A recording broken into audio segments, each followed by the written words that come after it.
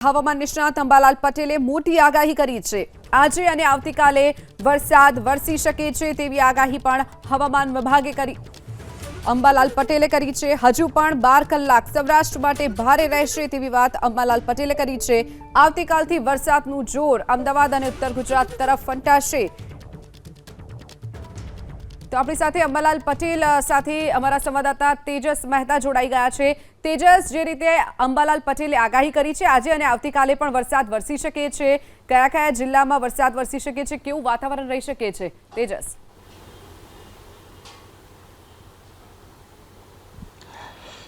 જી, હવામાન આગાહીકાર અંબાલાલ પટેલ આપણી સાથે છે। સીધી તેમની જોડે જ વાત કરીશું। ખાસ કરીને જે વરસાદની આગાહી છે, જે રીતે માવઠું પડી રહ્યું છે, શું શું કારણો છે તે પણ તેમની સાથે જાણીશું।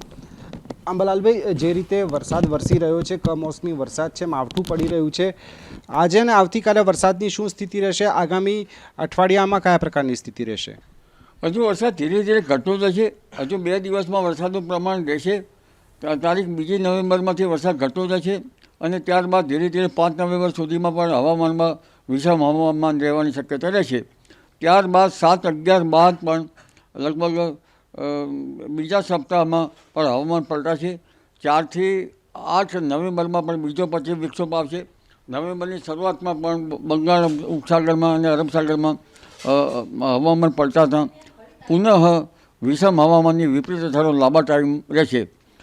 પરંતુ શ્વાસવારે બનતા આ હવામાનના પલટા અંગે હવે ખેડૂત ભાઈઓને મોટી આફત થઈ છે અને કોસ્ટ ઓફ કલ્ટિવેશન ગણવા જતાં અને ઢોરના ઘાસચારો ગણવા જતાં ખેડૂતને આ વખતે ઘણું જ નુકસાન ગયું છે અને ધારો કે મગફળી જેવી જાતો, અન્ય જાતો જે છે એની ક્વોલિટી પણ બગડી ગઈ છે। કપાસમાં જો અત્યારે વરસાદ થાય તો એ કપાસ હોય તેના રૂની ક્વોલિટી પણ બગડી જતી હોય છે। આ ઉપરાંત હવે રવિ પાકો વાવાશે। 15 નવેમ્બર પછી ઘઉં વાવવામાં આવશે અને લગભગ જીરાના વાવેતર થશે। તો આ વખતે ઠંડી હોય તો ઘઉં સારા થાય, પરંતુ બદલાતા હવામાન વચ્ચે ઘઉંના પાકમાં તો બરાબર છે, પણ જીરાના પાકમાં ભેજિયા હવામાંથી ચરમો અથવા કાળીઓ આવી જતો હોય છે। આથી યુનિવર્સિટીમાં બિલ્ડર સીડ એવા પ્રકારના બનાવવામાં આવે કે મોસમ સામે બદલાતા હવામાન સામે રેઝિસ્ટ થઈ શકે। એક્સપેરિમેન્ટ ડિઝાઇન એને કરવી જોઈએ અને પાકની ક્વોલિટી પણ સાચવવી જોઈએ। ઘણી વખત અત્યારે હમણાં અર્લી વેરાયટી વાવવામાં આવી છે એટલે ઘણી મગફળી વહેલી નીકળી ગઈ। ઘણી જાતોમાં અર્લી વેરાયટી નથી ત્યારે એ મગફળી હવે નીકળશે। ઘણા ધાન્ય પાકો ઊભા છે, ડાંગરના પાકમાં પણ નુકસાન થયું છે।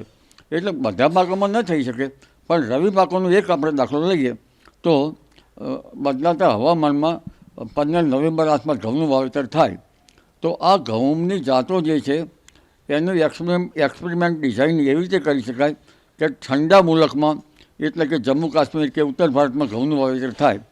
એ જ બિયારણનું વાવેતર મધ્યપ્રદેશના થોડા ઉષ્ણ વિભાગ એમાં કરવામાં આવે અને તે જ જાતની વેરાયટીનું સંશોધન લગભગ દક્ષિણ ભારતમાં બેંગ્લોર કે દક્ષિણ ભારતમાં ગરમીમાં કરવામાં આવે। આ ત્રણેય મોસમમાં ઘઉં રેઝિસ્ટ થાય અને પછી તેને એક્સપેરિમેન્ટલ ડિઝાઇન લઈ અને આ જાતનું વાવેતર કરવામાં આવે તો હું માનું છું કે આ રિસર્ચ વેરાયટીઓ કંઈક અંશે સારી રહેશે। આવી રીતે જીરાની વેરાયટીનું પણ રિસર્ચ કરવામાં આવે, પણ રિસર્ચ કરતાં ક્વોલિટી પણ રહેવી જોઈએ। ઘણી વખત ઘઉંની ક્વોલિટી જે છે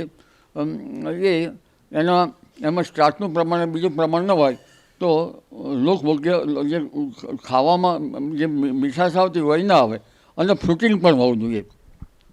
જો ઘઉંનું ફ્રૂટિંગ નહીં હોય તો લગભગ પર હેક્ટરે ઉત્પાદન મળશે નહીં। એટલે હવે નવી જાતો બદલાતા હવામાન સાથે સંશોધન કરવાની જરૂર છે।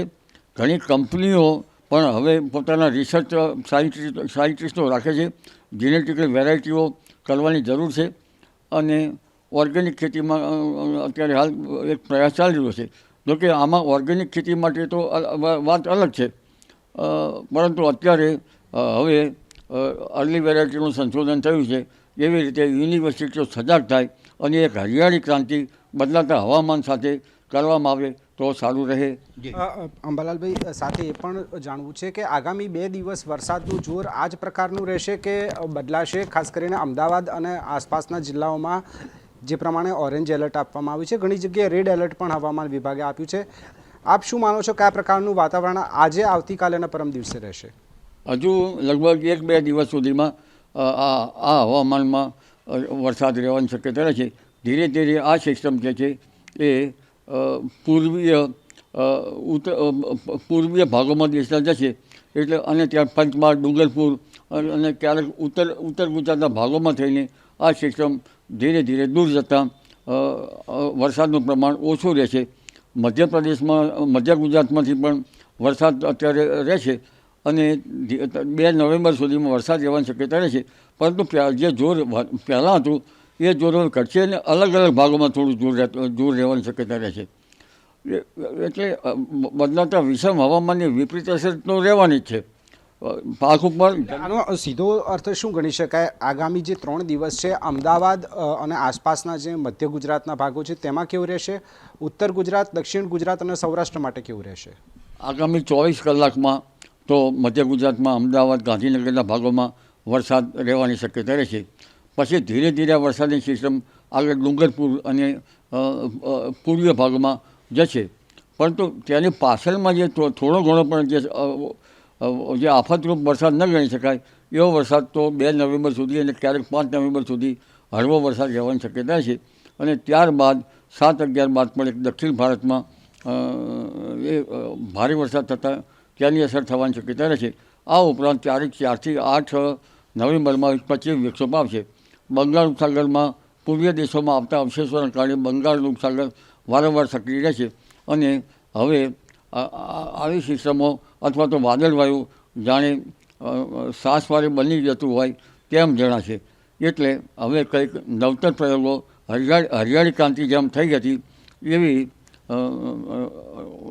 એક જલક્રાંતિ તો થઈ જ રહી છે, પરંતુ જે શીરની ક્રાંતિ જે છે એની હવે તાતી જરૂર છે. જી, ખાસ કરીને અત્યારે જે રીતે વરસાદની આગાહી અંબાલાલ પટેલ કરી રહ્યા છે, આગામી 2 દિવસ અમદાવાદ અને મધ્ય ગુજરાતની અંદર વરસાદ રહેશે, ત્યારબાદ પૂર્વીય ભાગોમાં વરસાદ જશે તે પ્રકારની વાત કહેતા જોવા મળી રહ્યા છે. જોકે 2 નવેમ્બર સુધી વરસાદી વાતાવરણ રહેશે અને હળવો વરસાદ પડશે તે પ્રકારની આગાહી અંબાલાલ પટેલ કરતા હાલ જોવા મળી રહ્યા છે.